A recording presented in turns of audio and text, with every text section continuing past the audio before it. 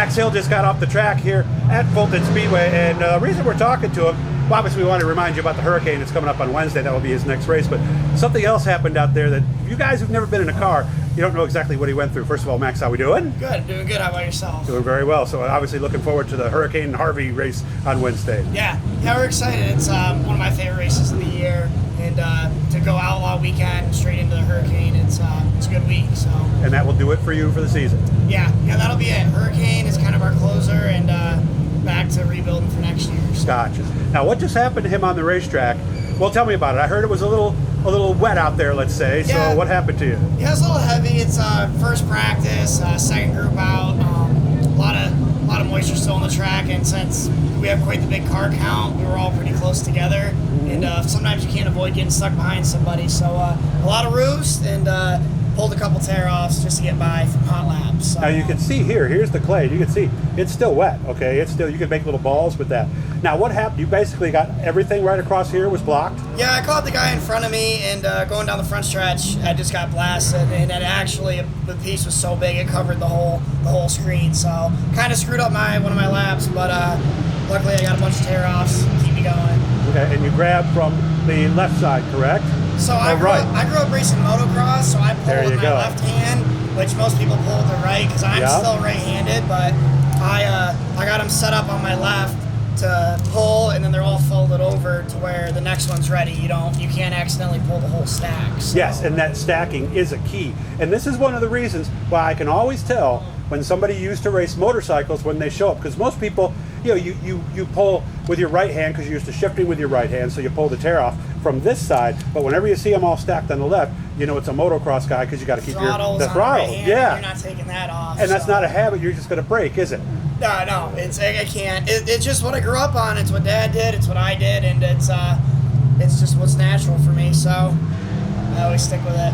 Now, how quickly were you able to pull the tear off? Pretty quick. It's tough going into the first turn. It kind of screwed me because both my hands are on the wheel. Right. So I had to give it. I had to get through the turn first before I had a chance to pull it, which messed up my lap. But you try to do it as quick as you can. But sometimes I'll wait as long as I can to not screw up a lap.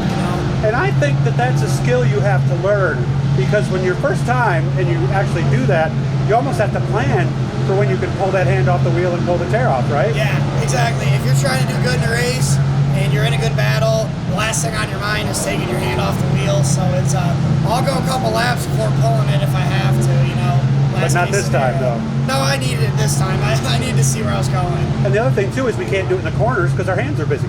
Exactly. So you got to plan and pull it safely so you don't go off course. How many do we stack on the helmet? I usually start with like a stack of 20.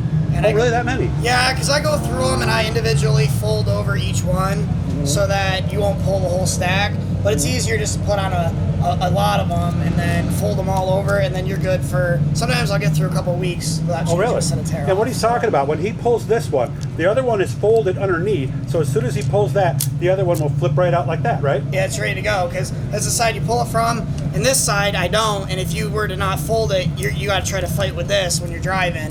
And you'll more than likely pull the whole stack. So. Well, some guys will tell me that they'll actually put their last one on the other way. That way if they realize, oh no, and then at least they know they got one left. That's another common thing, old school trick, especially when they used to only be one-sided. They used to not both have tabs, so it was really easy to put the last one on backwards, and then you knew that you're out of tear-offs at that point. So. And the other thing, too, is you better have a good pair of gloves or you can't feel if you've got that tear-off, right? I used to tape them. I used to put tape on my tear-offs. To help you find them, right? Yeah, but I got used to it now to where I don't need it, but any little trick you can do, it helps. Yep, see, that's one of those little things. Again, I learned that. It took me 3 weeks to actually pull a tear-off. I didn't need one. I just wanted to know how to do it. Yeah.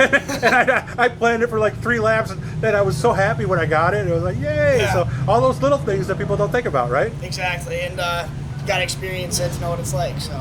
Good to see you, Max. Good to see you too, man. A good thing. Good luck next week. Remember, you'll see him at the Hurricane on Wednesday, Brewerton on Tuesday. Super Dirt Week is here. The weather's going to be great, so you need to get your butts up here to Central New York.